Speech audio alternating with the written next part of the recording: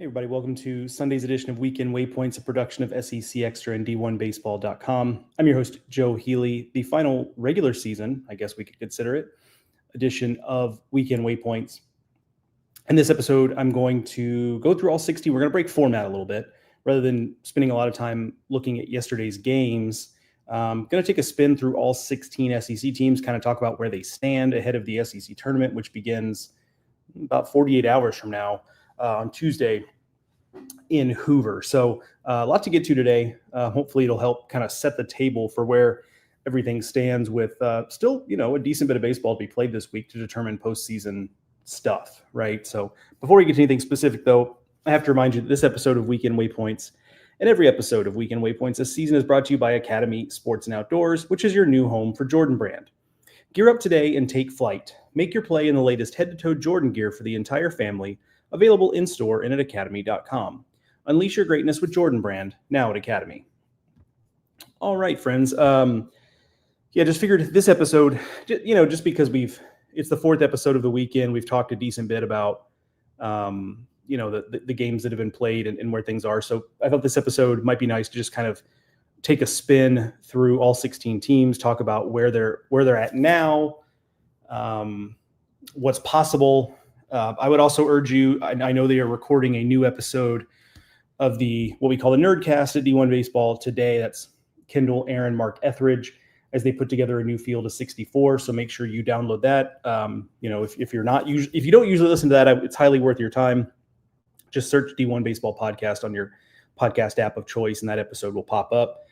They'll get into it in a lot more depth than I will today. They're also, because they've been doing this all season, a lot more well-versed on how other leagues will kind of affect what happens with the SEC.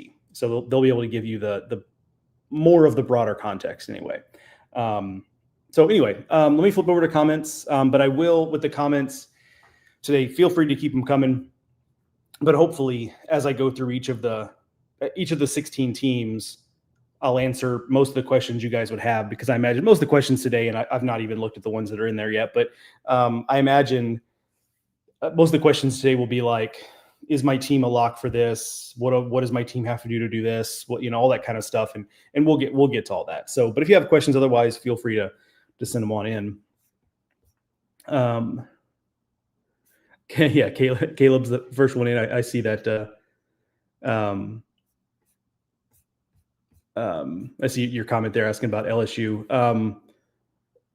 But yes, I agree with you there. We'll talk about it in more specifics here. Hunter Johnson says Ike Irish will probably win, but I think Ace Reese should win the SEC Player of the Year. He's flirting with the Triple Crown. Yeah, he's made a push.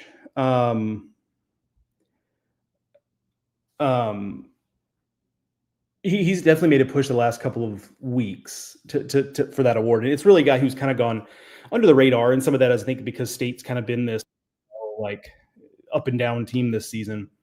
I think that's part of it. You mentioned Ike Irish, definitely in the mix. I think Arkansas will have Vahiva Loy in the mix. Ace Reese has been excellent, and I think this week can kind of put a capper on what's been a great season for him. James Gillum says, Joe, did you see Palmineri's press conference after yesterday's game? I did not. He said he was happy they won the series. It's tough to win in the SEC on the road. Then he realized he wasn't LSU's coach. I did not see that. If that is indeed what happened, that's a tough scene. Rob Presley asks, is Clemson a lock to host? Not an ACC podcast, but I think Clemson has helped itself for sure in that discussion. But I will leave that to the Nerdcast guys. Download that podcast that should be out later today, the D1 Baseball podcast feed. They'll have a more detailed breakdown of the entire country versus just the SEC piece of it. Brody Chandler asks, what about Mississippi State? We'll get there here shortly, Brody. Hang on one second for me. All right, so let's start. We're going to start from the bottom up. So obviously that starts with Missouri. They came back down to earth. Mississippi State swept them. They've got Alabama to start the SEC tournament. And that reminds me, give me just a second. I'm going to pull up the tournament bracket in the background here so that I can at least have that to reference as we go through here. So one second for me. So I'm scrolling. All right, there we go. They've got Alabama to start off the tournament, does Missouri. They're going to, I mean, obviously that's a game Alabama should win, almost certainly will win given the results this season. But what will make this a little bit trickier is that Missouri has stacked its pitchers to win that game. They didn't start Sam Horn. They didn't start Will Libbert. Those are two guys coming off of TJ, so they're being careful with them. That's part of it. But I also think, and this is just Joe's opinion, I also think they were doing that because they wanted to stack up arms to win on Tuesday and be able to, just kind of roll the dice and see what happens after that win if they get it. So I would expect to see Sam Horn. I would expect to see Will Libbert. I would expect to see Ian Losey. They might bring back Tony Newbeck. I would expect to see all of Mizzou's best pitchers in this one. Now, that's obviously a relative term. They've struggled really mightily on the mound, but that's kind of what I expect here. And they're going to hope to catch Alabama. So we will see. South Carolina, as you know, the question James asked already, his situation is going to override what happens on the field. It's just going to be, I can see it now, after they're eliminated, whether that's after the first game against Florida or whenever they're eliminated, the primary line of questioning in the post-game press conference, and understandably so, that's not even a criticism, especially from the local guys, the line of questioning is going to be about his future.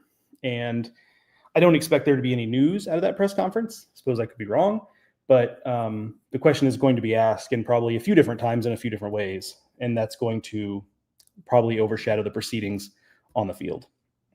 All right, now we start to get to the teams where there's actually meat on the bone to talk about. So the next team is A&M. They fell short of what they were trying to do. Certainly didn't sweep Georgia, didn't win the series. They're sitting on 11 SEC wins, 54 RPI. They have to fix both of those things. It's one thing if you're 11 wins with an RPI in the 30s, or 13 wins with a 54 RPI, 13 SEC wins with a 54 RPI, and it's like, well, if we can just fix the RPI piece, but they got to fix both. Now, those two things go hand in hand. If A&M makes a deep run to the title game of Hoover, maybe both of those things will be remedied sufficiently to get them in. But as it is right now, suffice it to say, A&M just they're going to have to win several games this week. And given the way the season's gone, who's to say they won't, right? I mean, that's just kind of the way the season's gone. They've got Mississippi State first up, and then they would take on Auburn if they win that one. So we'll see. Tough task, but we also thought it would be a tough task for them to win series against LSU, Arkansas, et cetera, and they did that too. So who knows? But they did fall short against Georgia of trying to get where they were going. Kentucky, 13 wins, RPI in the mid-30s. If the season ended today, I think they'd be okay.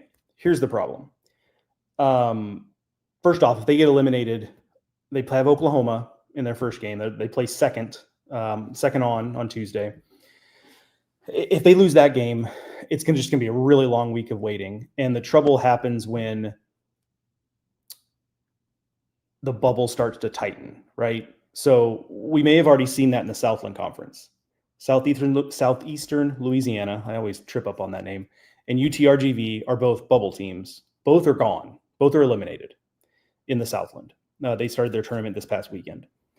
So no matter who wins that, there's a decent chance that one of those two teams is getting in. Now, maybe it was always going to be a two-bid league and there's not a bid stolen, but now we for sure know the Southland, almost certainly, I guess I shouldn't say for sure, almost certainly is a two-bid league. So I talked about this the other day, if somebody other than Southern Miss, Troy, or Coastal wins the Sun Belt, that's a stolen bid. And there are other conferences where that exists. The American, right? You're rooting for UTSA if you're a bubble team. So the bubble's going to tighten. That happens every year. Sometimes it just tightens a little. Sometimes it tightens a lot. And I think that's going to end up mattering at Kentucky. They had to get a game at Vanderbilt, and they got walked off twice, and then yesterday they were up 3-0 in the sixth, ended up losing 5-3. It was just a tough weekend for their bullpen. And Oklahoma's a team that, they just got done sweeping, but in some ways that makes you more nervous if you're Kentucky because, beating a good team, which Oklahoma is, 4 times in a row is a tough thing to do. So they're in a precarious spot. Again, if the season ended today, I like where they're at, but if they don't really add to their resume and we look up on selection Monday and, it's been a week since they played a game basically, and suddenly their RPI is like 40 and there were 2 or 3 stolen bids, I could see them getting left out. I could. Now, I think they're going to do well with the regional advisory committee. I think those folks are going to understand the context of, hey, this was a team that played a bunch of one-run games. And look, you got to win the games. I get it. If half those games half those one-run losses go a different direction, we're not having this conversation. And Kentucky might be talked about as a potential host, right? But they didn't. But I do think that context will help them with the advisory committees that come in and that help the committee like sort out what's what. So I guess I'll say this. They start the tournament with Oklahoma. It would really behoove them to win that game, because then I think it probably quiets a lot of it down. And oh, by the way, it's a good RPI team. Oklahoma, neutral site RPI game. Kentucky would be helped by that from an RPI standpoint. That would give them even further insulation. So that's a big game. Speaking of Oklahoma, they're next in this list.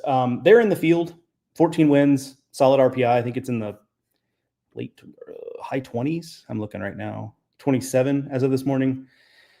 They're in unless the committee breaks precedent. And they kind of are what they are because they finished the regular season 14-16. If they lift the trophy this week, could they play home games in Norman? Maybe. But it probably would take that.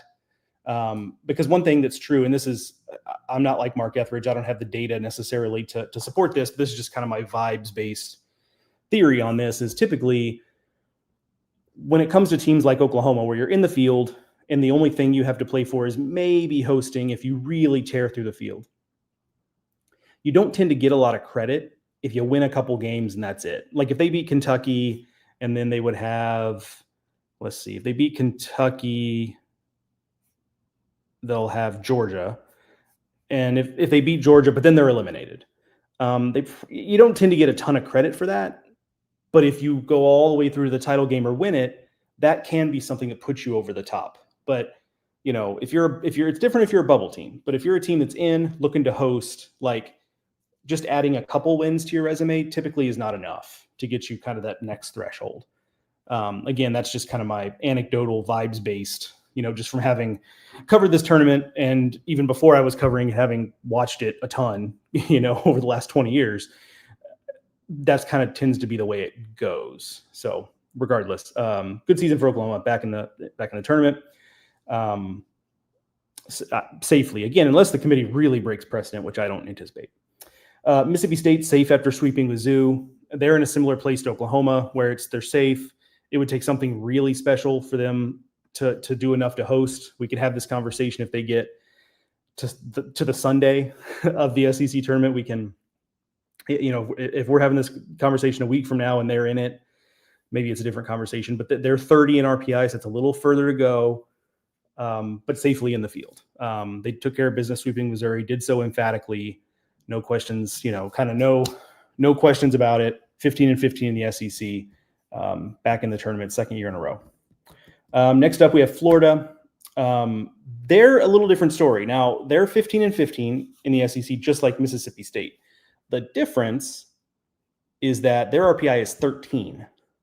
So I think if they're a little more certain to where, like, if this is a team we're watching play a week from today in the title game, I think they're almost certainly hosting because that RPI at that point is going to be undeniable because that means they will have won Tuesday, Wednesday. They would have won 4 games at that point. So their RPI is probably going to be closer to 10 at that point, and they're going to have 19 SEC wins. But that RPI is a game changer. So we talked about Oklahoma 27, Mississippi State 30 RPI, Florida's 13. So that is a differentiator. Even if the committee's not going to overly lean on RPI, I think we can all acknowledge they're just in a different place from an RPI standpoint there. They also have, some other metrics working for them. They've got 11 quad 1 wins. By comparison, Oklahoma 9, Mississippi State 8. But that is a step behind Ole Miss, Alabama, Tennessee, who we'll talk about here in a second in terms of resumes. That does suggest there is work to be done there, obviously, for Florida. One second. This actually is Mountain Dew. You guys have accused me of having Mountain Dew in my coffee cup before. The coffee cup got drank early this morning. I was up early this morning. So we moved on. It's 11:15 here on the East Coast. I feel like that's an appropriate time to crack a soda, especially on a day like today. It's going to be busy. I have to throw to get ready to be at the SEC tournament for a week. I have to throw basically every item of clothing I have in the laundry because I haven't been home very much of late to get ready for that. Okay, here we go. I'm going to lump these next three teams kind of together. Ole Miss, Alabama, Tennessee, all sitting on 16 wins. Ole Miss won a series against Auburn at home over the weekend. Alabama lost 2 of 3 against Florida on the road. Tennessee lost 2 of 3 to Arkansas on the road. And it's a little bit of like a circular resume-wise. It's a little bit of kind of like you can go around and around with these three teams where Ole Miss has make sure that I'm reading that number right. Yeah, Ole Miss has the highest number of quad 1 wins. Alabama has the best RPI. They're at 9.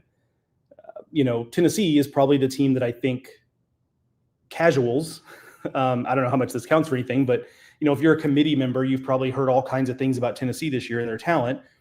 I think they're going to score pretty high on the regional advisory committee, even though the end of their season did not go particularly well.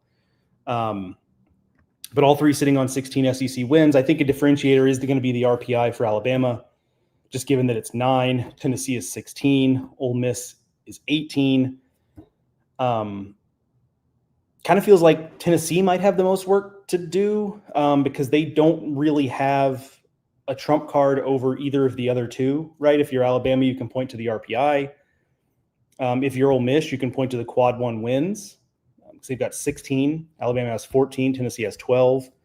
Alabama has the best winning percentage in those quad 1 games. So there's also that.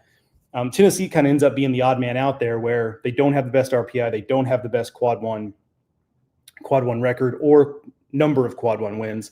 And oh, by the way, like the committee is made up of human beings, and we all saw how the season ended for Tennessee. And sometimes that can be hard to get past. Now, also, this week is going to matter, right? Like we're not choosing hosts today.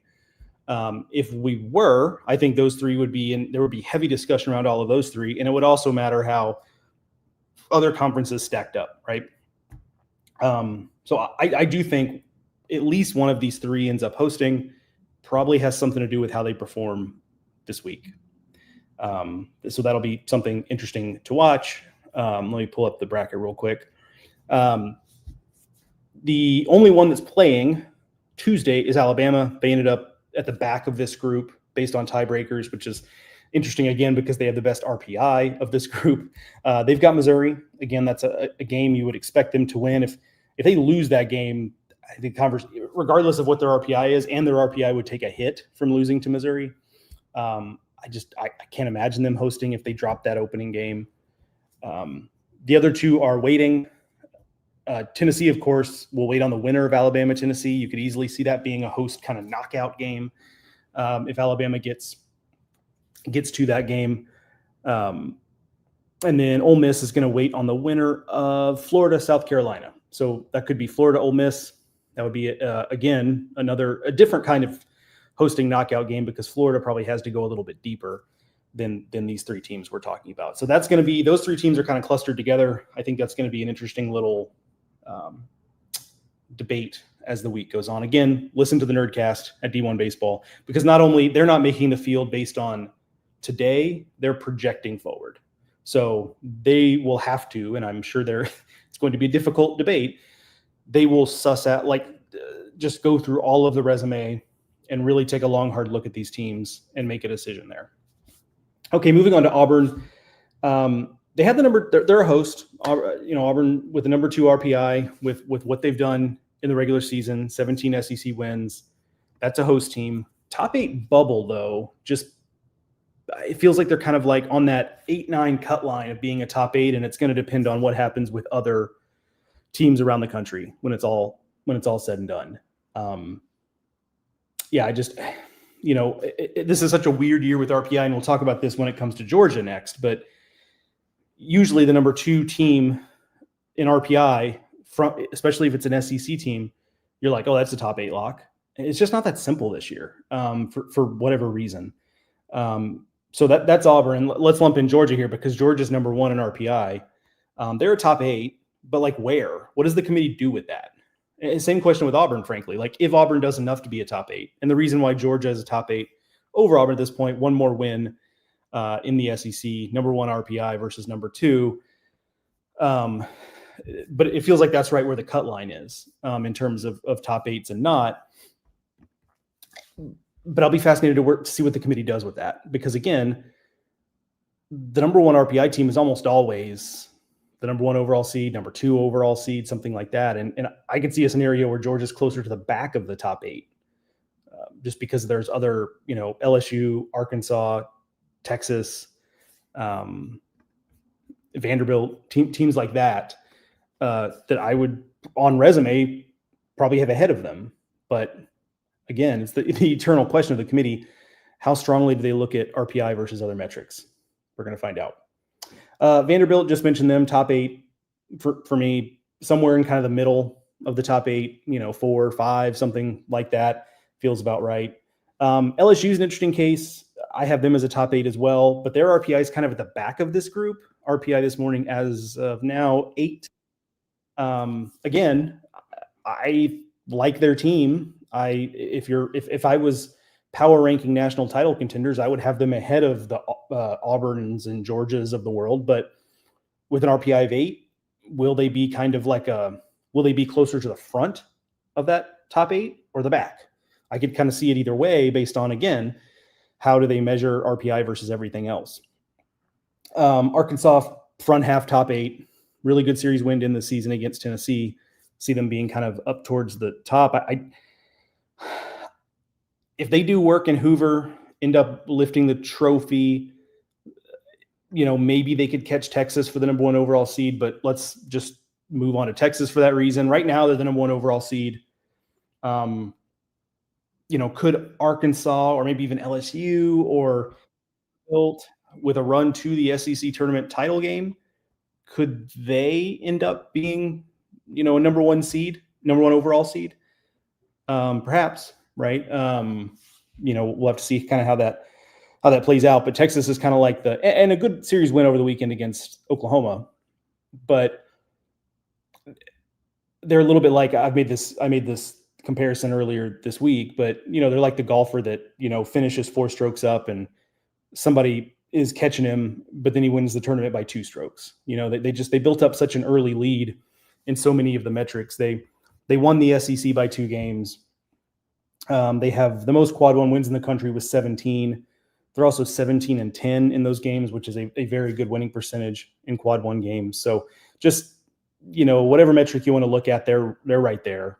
So I have them as the number 1 seed if the season ends today. We'll see what happens when the season actually ends, or I guess the tournament actually ends as we head into regionals. The good thing is if you're a top 8, that's really the most important thing. Where you are within that top 8 is a lot less important. It really just kind of matters if you get to Omaha, who you're matched up with, right? So if you're the number 8 national seed, that means theoretically, you'll be in Omaha facing off against the top, of the national seeds, but rarely does it work out that way. It's never that chalky. So, and honestly, if you get to Omaha, you've had a good season, you're going to have to beat the best teams in the country anyway. So the draw really, it matters, but it's not, for me, it's typically not worth getting overly heated about number 1 versus number 3 versus number 6. Like it's my take on it. So, all right, bunch of comments in there. I'm going to go in there now. We're going to dive in and see if there's anything else we need to clean up here. All right. So if I go quiet, it's just because I'm reading comments. I promise I'm not just Jared Jones says Texas wins a conference by 2 games and yet gets no mention of any Player of the Year awards. Very odd. They might. I just haven't done that accounting yet, to be honest with you. Mark and I will have all SEC teams, SEC Player of the Year stuff here shortly. We're going to work on that while we're in Hoover together. just because it's the one time of year Mark and I actually see each other in person. So, so that will be done then. And yeah, I imagine Texas will have someone in the conversation, but I think that says a lot about Texas as a team, though, that they don't necessarily have a superstar that immediately comes to mind as, oh, that guy has to be kind of at the top of the list of SEC Player of the Year contenders. I think that actually speaks well of Texas as a team because they have won as a team, right? So I don't necessarily think that's a slight. I think it's that it shows that they're well-rounded and deep in a way that not everyone necessarily is.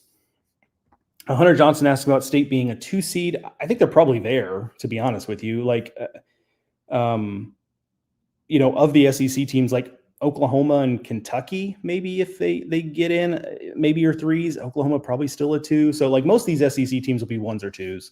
That's just kind of what it is at this point, with the way that the committee does it. So I think they're there. That could change. Some of it also depends on, if there are a lot of stolen bids, there are going to be some teams on the 3 line that you'll be surprised are on the 3 line. Like in the past, like Yale has been on the 3 line. I'm just pulling things out. Columbia, I don't know. I'm just thinking of Ivy League teams. Columbia has been on the 3 line before. I want to say Wright State has been on the 3 line before. But, as more and more 4 seeds that wouldn't have been in the tournament otherwise get in, it kind of pushes everybody up.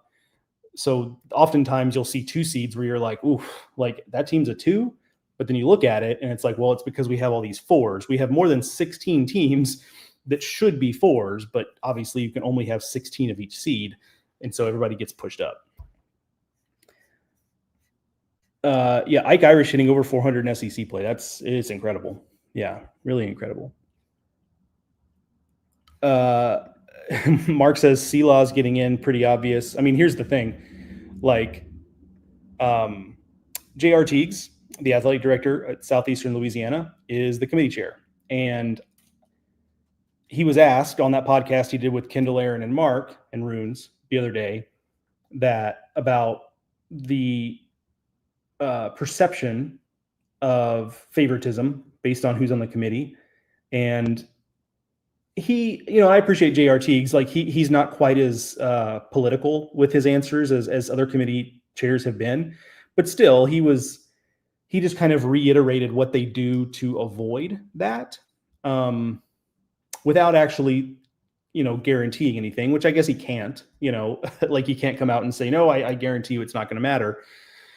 But regardless, if we shouldn't be surprised if Southeastern gets in, and maybe they deserve it. I don't know. Like, again, I'll leave that to the Nerdcast guys, but that we should not be surprised if they get in and somebody that we've been assuming would get in, not SEC or not, we shouldn't be surprised if they get in lieu of someone else that we've long thought was going to get in. Judge Smale says, is the Florida AD the chairman of the committee? No, it's Southeastern Louisiana. Ryan asks, do you think Justin Parker is a serious candidate for other jobs, assuming he doesn't get the full-time MSU gig? He's been impressive. Yeah, I think so. I think he has been impressive. It's been a good audition for him. He's kind of helped guide the ship. We know when Lamonis was fired that it could have gone either way, especially in this day and age where it would have been easy for players to start focusing more on where am I going to go next year, right? In this transfer era, and he seems to have kept the team together. So, I think he should be in the mix, and he's long been thought of as a rising star in the profession. This was his first kind of, foray into being able to lead a team. But yeah, if I'm an AD looking for a coach, and maybe not necessarily in the SEC right away, but if I'm a coach, maybe in another power conference or a high-end Sun Belt team, like if Skylar Meade ends up coaching in the SEC, would Justin Parker take Troy? I don't know, but that's the kind of high-end mid-major job that tends to be a springboard to the SEC. So it's less about that specifically and more just I'm giving you an example of the type of job I'm talking about. So yeah, good question, but I think you're right. I think he's done a nice job and has probably helped himself from that standpoint. Good morning, Carl. He says, nice job with your broadcast yesterday. Thanday. Yesterday I broadcast DBU no hitting Liberty. Boy, DBU is going to be a problem as a 2 seed. I don't think they're going to do enough to host. I could be wrong. If they win the CUSA tournament, maybe, but they're probably going to be a 2 seed. It might be in Austin. They're going to be a real problem. Yeah, and he says a couple days of rest and off to Hoover. Yeah, it is a quick turnaround, man. Like, I think about all the teams that played on the road yesterday, like, State's in Columbia, Missouri. And although I guess State has the advantage of being not that far in the grand scheme of things from Hoover, but, you're in Columbia, Missouri yesterday, you play a game, you travel back home. Today, you have a day to kind of reset, and then tomorrow you're back off to Hoover. It is a tight turn. And then you got to play Tuesday, right? So that is a tight turnaround.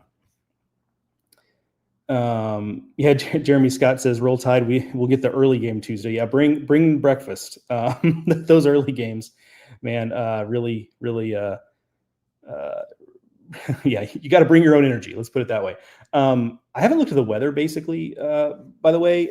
Maybe a superstition, I don't know. But if somebody has been watching that, feel free to put in the chat if you know what the weather's going to do in Hoover. I kind of have been afraid to look, but we've been fortunate the last 2 years, knock on wood, with weather. I mean, last year was hot, but there was no rain, and the year before was honestly about as nice as you could ask for. It was very little rain. We got some rain maybe day one, something like that, but then the rest of the week it was like in the 70s and sunny. So we got really lucky that year. Scott McCrite says the Vols did win series against both Ole Miss and Bama. That's a good point, Scott. Like that. Excuse me. That could, yeah, that's probably what Tennessee will hang its hat on in that three-way discussion. That's a good point. It's so hard for me to keep. You guys have a better feel for that with your teams than I do, because it's so hard for me to keep up with who's won what and against whom and so on and so forth. But you guys with your individual teams probably have that just off the top of your head. So, but yeah, so that's a big thing too. So that makes it even tougher in my mind because it was easy with just the metrics to look at Tennessee as kind of the third in that group of three. But now, yeah, if they have the head-to-head against both, just makes it that much tougher and solidifies that it might come down to what happens this week. Canes, Cats, Heats. I will have to defer on your first question about the ACC, Mr. 305, just because I don't follow that league as closely. Listen to the Nerdcast, D1 Baseball podcast feed. It'll be out later today. They'll go through it, but I know their league is a little bit weird this year. You had some teams making moves late, like a Notre Dame, that have kind of complicated things. But I will defer to them on that. And then you ask, how can Florida get a host if Ole Miss or Tennessee don't get a host? I think I'm just saying they could. I'm not saying they necessarily would if those two teams don't. I'm saying if Florida makes it all the way to the final and Ole Miss and Tennessee go home after one or two games, that could be a differentiator. I'm not saying Florida's ahead of them in the pecking order. I'm just saying that I'm just laying out the scenario in which Florida could have hosted. Mark says Auburn's resume is so weird. Agreed. There's a lot of weird resumes in the league this year, but yeah, I agree with you. I also like this observation. Georgia's batters basically don't button their jerseys. That is true. I especially like when Trey Phelps, who I think kind of was the guy who popularized this for Georgia. What series was it? I forget what it was, but it was a little chillier than what you would expect for when it was, because it's only a couple weeks ago. And he had his jersey unbuttoned, but was wearing a hoodie underneath his jersey. So it was like buttoned down, halfway buttoned, unbuttoned, but like there was hoodie underneath. It just was kind of a strange look. But you know what? That's how they express themselves. So go for it. Angela Rogers, hi Angela, says your next bocce ball team needs to be called Vibes-Based Theories. I'm going to write that down because that is a very good team name. I am 100% with you on that.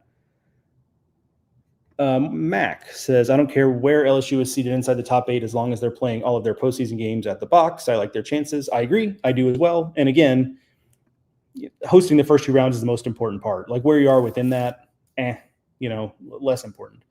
Josh Willie says, really happy for Willie Mack. He means Will McIntyre. Hasn't had the role he wanted, but shoved yesterday.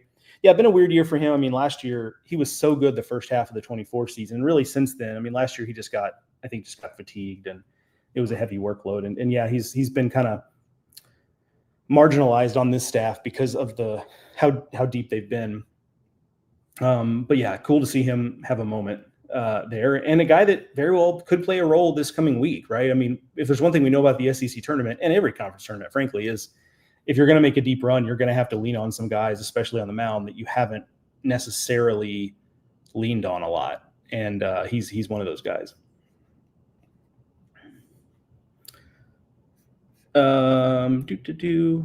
Gunner Files says it only matters that you get a top 8 seed, not which seed you get. It's not like the committee actually seeds the tournament where the number 1 overall seed gets the worst number 2, 3, and 4 seed. Correct.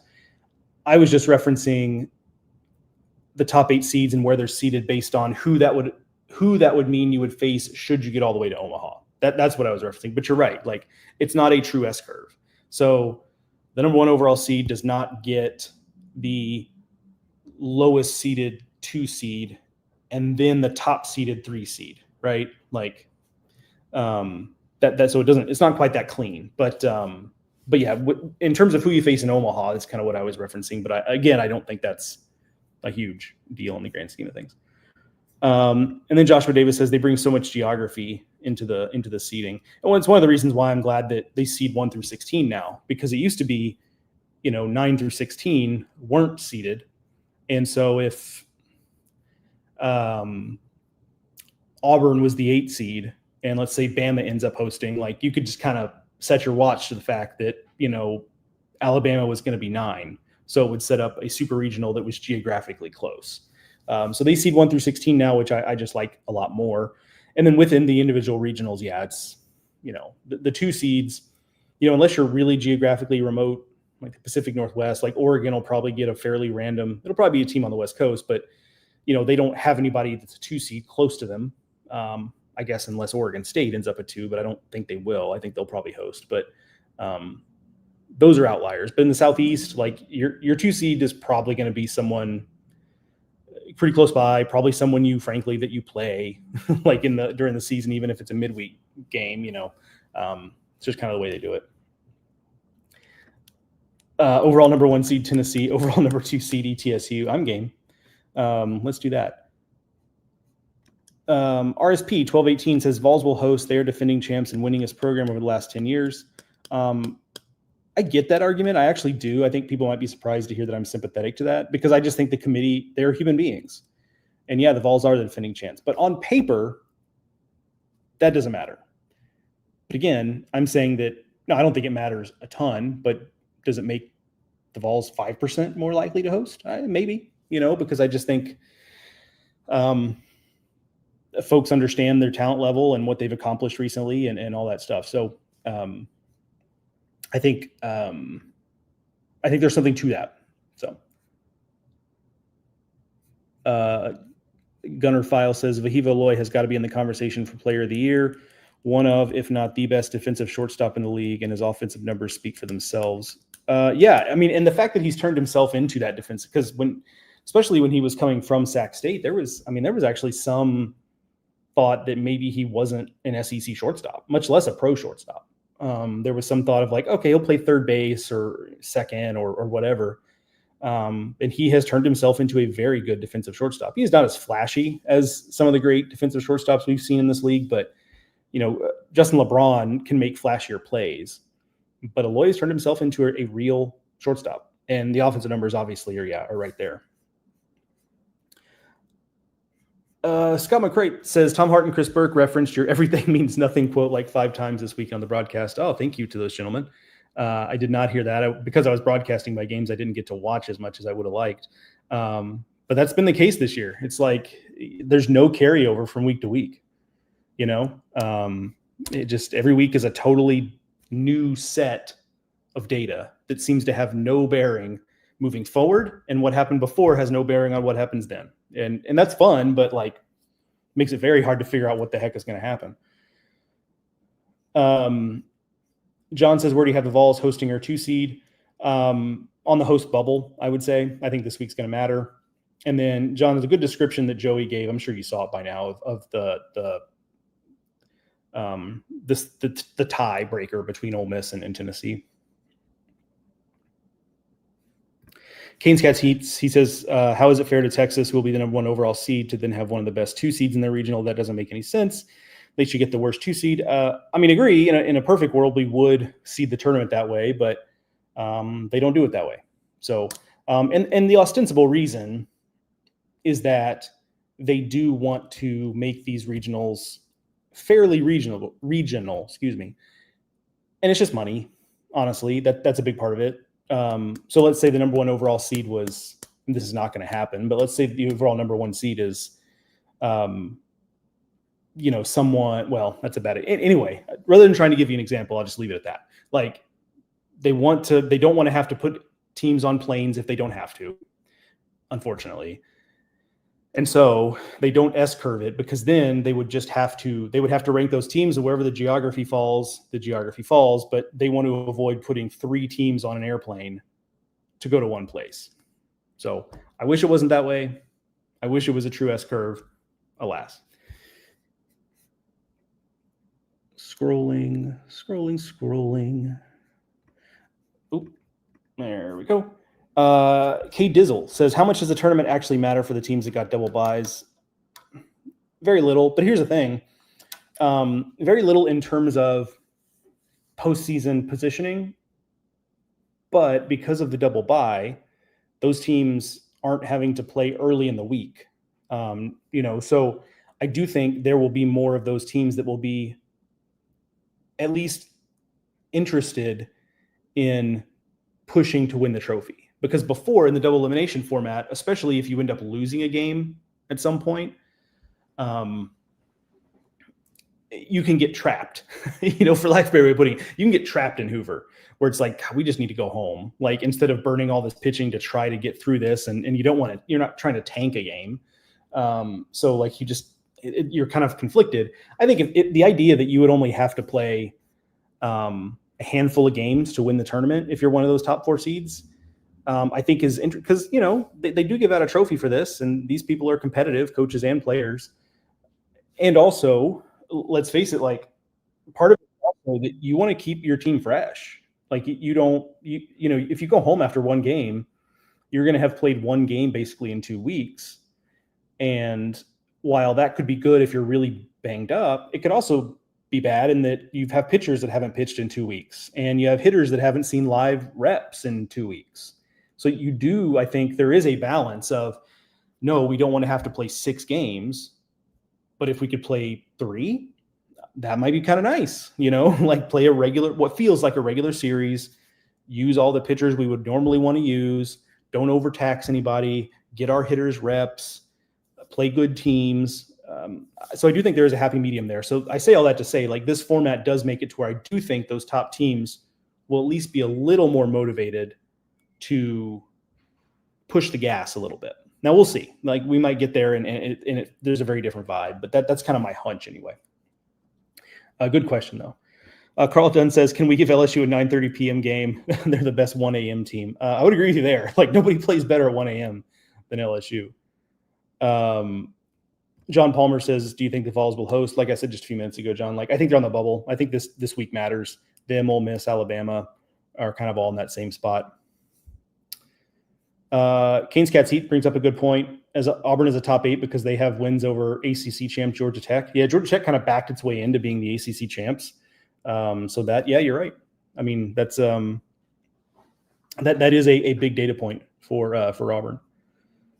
Randy asked about Auburn as a top 8 seed. I think that's close. Like, I think they're probably 8 or 9. Again, I would refer you to the Nerdcast. It's going to go up later today for the specifics of that, but it does feel like they are right on that razor's edge.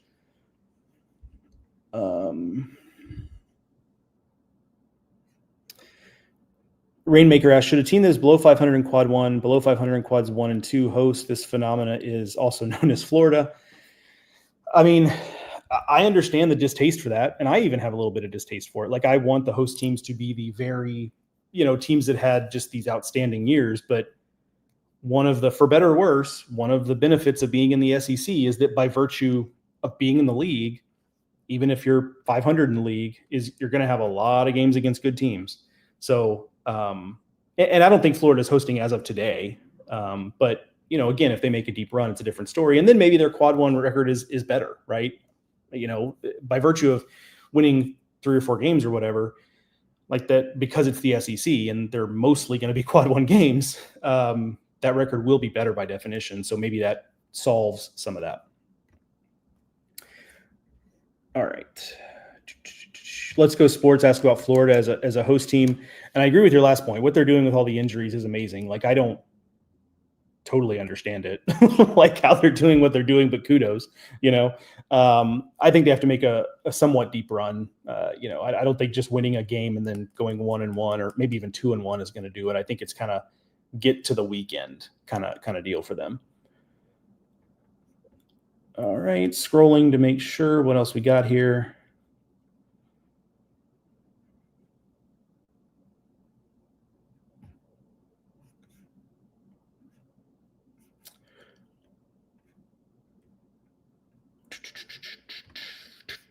Randy Etheridge says Horn Hater. I don't know if that's directed at me or not. I don't have any. I love Austin. Austin's a fun city, and they've been great. They've been fun to watch this year. But he says, can we get some love? Can we get some love yet? Winning SEC year one by 2 games is good, right? Yeah, 100%. I mean, they built up they were so good the first, whatever it was, 21 SEC games of the year, that they built up like basically an insurmountable lead. And right now, an insurmountable lead in terms of, well, I guess I shouldn't say insurmountable, but a strong lead to be the number 1 overall seed in the tournament. Like it would take something pretty special by someone else to be able to lap them, and it would take Texas being eliminated pretty quickly in this tournament. So yeah, they've been great. Like, and they've dealt with injuries of their own and just kind of kept on trucking. And they had a couple tough series, but you look around the league and there's not a single team in the league that hasn't had a couple of tough series where you really, frankly, every team in this league, maybe with the exception of Texas, has had weekends that have been so tough that we've started to question, we started to ask big questions about how good the team really is, right? Like, and I think at some point we just kind of, at least me, stopped doing that though, because I realized that this is just this season in the league. Everyone's going to have weekends where they look awful. Like that just was the case. So in that, it's been impressive that Texas has avoided that all season, at least for the most part. And I think it was big for them to get a series win to wrap the regular season over Oklahoma. Because it's a rivalry series, it's on the road, and it does get them headed back in the right direction with the postseason around the corner. All right. Canes Cats Heats says, don't say they backed their way in. Georgia Tech needs more respect from D1 baseball. Yeah, but they weren't in. They played great this year. They had a great record. But here's 2 things, and I'm not the ACC expert here. Bradley Smart, Aaron, like those guys are more on the ACC than I am. But they had the 15th toughest schedule in the ACC. Like they missed some teams in the unbalanced schedule era, which, look, they don't have to apologize for that, but it's the reality.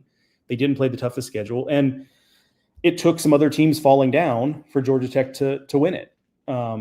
So yeah, yes, they're unranked by us. That'll obviously change. So like, I get why Georgia Tech folks and ACC folks like Canes Cats Heat are upset about that. But I think it's fair to say they backed their way in because they weren't really in the driver's seat down the stretch. It took some other teams stumbling to get them there. But yeah, I'm happy they got there. I'm on record as saying Danny Hall is one of my favorite people in the game.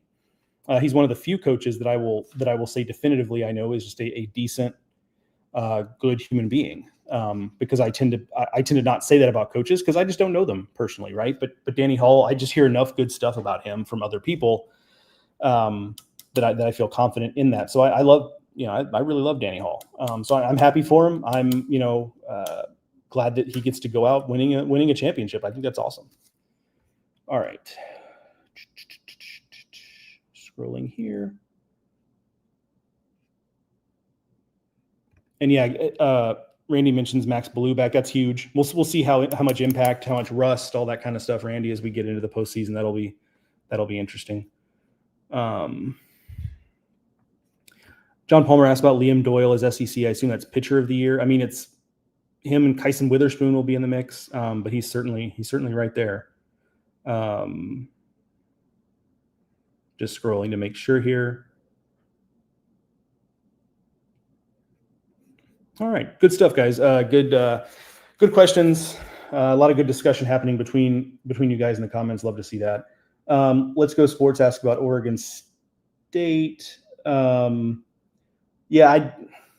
it's an SEC podcast, I'm not, I won't be able to break that down in depth. I would again point you to the Nerdcast.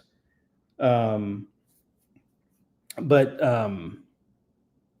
I would think that the quad one record is going to be tough for Oregon State. I guess that's my take on it, that I feel confident in, at least, is that it's just not going to compare as well. That it's 10-9. So I guess it's actually a little better than I thought, but still, when you're talking about teams that are 17-10 and 14-9 and have 15 quad one wins and all that, that's but what they've done is incredibly impressive, doing that with an independent schedule that was kind of pushed upon them, right?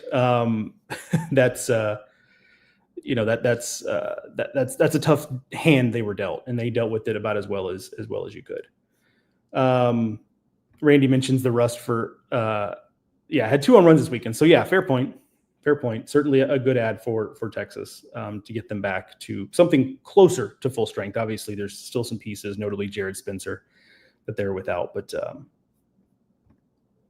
Oregon State is 5-10 in quad one. What I'm looking at right now says 10-9 against quad. I'm looking at the data right now. Now there could be discrepancies. Depending on where you're looking at RPI, it's a little bit different. But I'm looking at their team page and it says 10-9. I'll click on it just to make sure I'm not. Quad one, 10-9. Now, what could have happened there, 305, is that somebody that wasn't a quad one win may have made it up into quad one. So, anyway. All right, that's going to do it. Let's get out of here. 51 minutes. It's that time of year, though, so that's to be expected. A reminder, Weekend Waypoints will continue into the postseason. Obviously, the format will be a little bit different. I saw a question. John asked, when is the Nerdcast today? They are recording starting here in about 10 minutes, noon Eastern, 11 Central. It'll take some time for it to get edited and loaded and all that kind of stuff, but it'll be up by the end of the day, is the idea there. So it'll be out today. Where was I? Oh, yes. Weekend Waypoints will continue through the postseason. The format will obviously be different. So, for example, this weekend will just be kind of like catching you up on what's happened at the SEC tournament, setting the table for as we get closer to Selection Monday. For regional weekend, we'll be just talking about the teams that are in regionals. As time goes on, we'll also talk about coaching search stuff, when that's relevant. So different formats, but we will continue this through the end of the College World Series, and that'll be here before we know it. So, all right, folks. I know it's an antsy time of year, especially for the folks whose teams are trying to kind of push their way into the next level. But we'll all learn what's what here before too much longer. So, all right, I will be back Friday to catch up on the SEC tournament. Stay locked to me and Mark's coverage of the SEC tournament. We'll have plenty of written content from the SEC tournament. We've got our preview pod Monday night. Again, time TBA. I guess it's tomorrow night. I will communicate when that happens, but also if you're subscribed to the YouTube and all that kind of stuff, like you'll see when we go live with our SEC tournament preview. So plenty more content coming from us relevant to the Southeastern Conference. All right, folks, I'll see you. Have a good Sunday, and I'll be in Hoover in a couple days. I'll talk to you then.